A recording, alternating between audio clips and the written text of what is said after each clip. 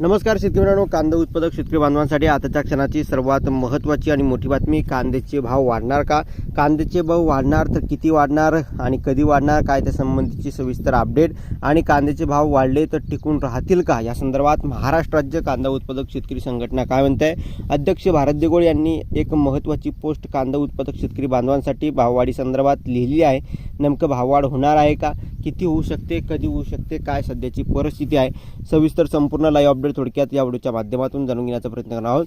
तरी महाराष्ट्रातील तमाम कांदा उत्पादक शेतकरी बांधवांना एकच कळकळीची विनंती आहे, शेतकरी मित्रांनो व्हिडिओ शेवटपर्यंत बघा. अतिशय महत्त्वाचा हा व्हिडिओ आहे. व्हिडिओ जर आवडला तर नक्कीच लाईक करायला विसरू नका. चॅनलवरती नवीन असाल तर महा हवामान आपल्या यूट्यूब चॅनलला सबस्क्राईब करून दुसरा बेल आयकन म्हणजे घंटा वाजवू नका, जेणेकरून माझ्याकडे नोटिफिकेशन तुमच्यापर्यंत सर्वात अगोदर पोहोचते. चला तर मित्रांनो, सविस्तर संपूर्ण बातमी काय आहे शेवटपर्यंत नक्कीच बघावी, कळकळीची विनंती महाराष्ट्रातील कांदा उत्पादक शेतकरी बांधवांसाठी असणार आहे. जसं की तुम्ही या ठिकाणी स्क्रीनवर बघू शकता, भारत दिघोळ अध्यक्ष महाराष्ट्र कांदा संघटना फेसबुक पोस्ट त्यांनी लिहिली आहे. फेसबुकवरती एक पोस्ट केलेली आहे. या ठिकाणी बघू शकता, भारत दिघोळे यावर्षी सुवर्ण संधी आहे. कांदा बाजारभाव टिकून राहतील आणि वाढतीलही. यावर्षी सुवर्ण संधी कांदा उत्पादक शेतकऱ्यांसाठी असं त्यांचं म्हणणं आहे. कांदा बाजारभाव टिकून राहतील आणि वाढतीलही असं त्यांना वाटतं आहे. आता तुमचं मत, तुम्हाला वैयक्तिक काय वाटतं, तुम्ही स्वतःचा निर्णय घ्यायला पाहिजे.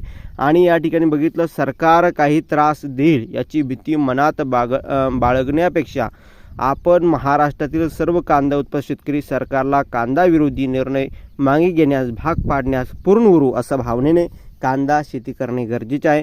आणि महत्त्वाची या ठिकाणी टीप म्हणून त्यांनी एक सूचना दिलेली आहे, टप्प्याटप्प्याने कांदा विक्री सुरू ठेवावी. महाराष्ट्र कांदा संघटना यांचं ही आवाहन करणारं महत्त्वाचा लेख महाराष्ट्रातील कांदा उत्पादक शेतकरी बांधवांसाठी आहे.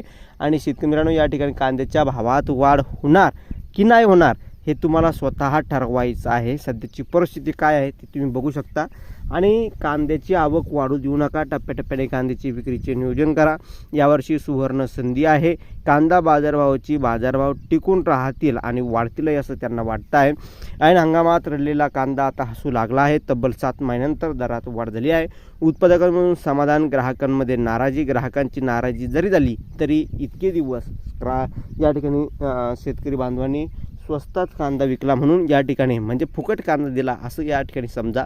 आणि फुकटच कांदा शेतकऱ्यांनी दिला आहे. खऱ्या अर्थानं या ठिकाणी उत्पादन खर्च निघत नसताना, भाव त्याला इतक्या कमी प्रमाणात भेटत असताना तरी देखील तो डगबगणार नाही. उन्हातान्हात काबाड कष्ट करून आपला कांदा पिकवतो, जगवतो, पोचतो. तरी देखील हे सरकार शेतकरी विरोधी निर्णय घेत आहे आणि शेतकऱ्यांना कमी भाव देत असल्याकारणानं शेतकरी वारंवार आक्रमक पवित्रा घेतला असताना या ठिकाणी बघितलं तरी सरकार शेतकरी विरोधी निर्णय घेताना दिसत होतं. आता या ठिकाणी कांदा पट्ट्यातील जे काही या ठिकाणी खासदार होते ते पहिल्यांदा या शेतकऱ्यांनी जनमतांनी बदलले आहे. नाशिकचे, त्यानंतर या ठिकाणी बघितलं दिंडोरी लोकसभा, विधानसभा, लोकसभेचे जे काही खासदार भारती पवार राज्यमंत्री होत्या भाजपच्या, त्या ठिकाणी पाडल्या. त्यानंतर नाशिकचे सुद्धा या ठिकाणी पाडले. त्यानंतर धुळे, अहमदनगर या ठिकाणचे सुजय विखे पाटील यांनासुद्धा पाडण्यात आलं. अशी सध्याची परिस्थिती निर्माण झालेली आहे. आणि सध्याची परिस्थिती निर्माण झाली असल्याने त्यांना पाडापाडीचं राजकारण या ठिकाणी शेतकरी बांधवांनी केलं. कारण की शेतकऱ्यांचा मुद्दा, शेतकऱ्यांचे प्रश्न हे सरकारपर्यंत पोहोचू देत नव्हते. शेतकऱ्यांना वेगळीच या ठिकाणी शेतकऱ्यांची काय परिस्थिती आहे आणि वर सांगताना वेगळीच सांगायचे. खऱ्या अर्थानं शेतकरी विरुद्ध निर्णय यांनी घेतले म्हणून त्यांना त्यांची जागा शेतकरी बांधवांनी दाखवून दिली. त्यांना घरीच पाठवलं आहे डायरेक्ट. परंतु या ठिकाणी बघितलं, 2 पैसे शेतकऱ्यांना मिळावा अशी शेतकरी बांधवांची कायम अपेक्षा राहिलेली आहे. आणि या ठिकाणी बघितलं, शेतकऱ्यांना वारंवार शेतकरी विरोधी निर्णय सरकार घेत राहत होते आणि या ठिकाणी आता त्यांची जागा त्यांना दाखवून दिली. आता घाबरण्याची या ठिकाणी हे नाही. यंदा उत्पादन कमी आहे. त्याचबरोबर मित्रांनो, नुकत्याच झालेल्या लोकसभेमुळे कांद्याच्या भावात वाढ बघायला भेटली आहे. नाशिक जिल्ह्यातील बाजार समितीमध्ये. धन्यवाद. लाईक, शेअर आणि सबस्क्राईब, कमेंट करायला विसरू नका. तर भेटूया पुढील व्हिडिओमध्ये असेच का माहितीपूर्ण कांदा बाजाराच्या अपडेट्स. तुम्ही महाराष्ट्र. धन्यवाद.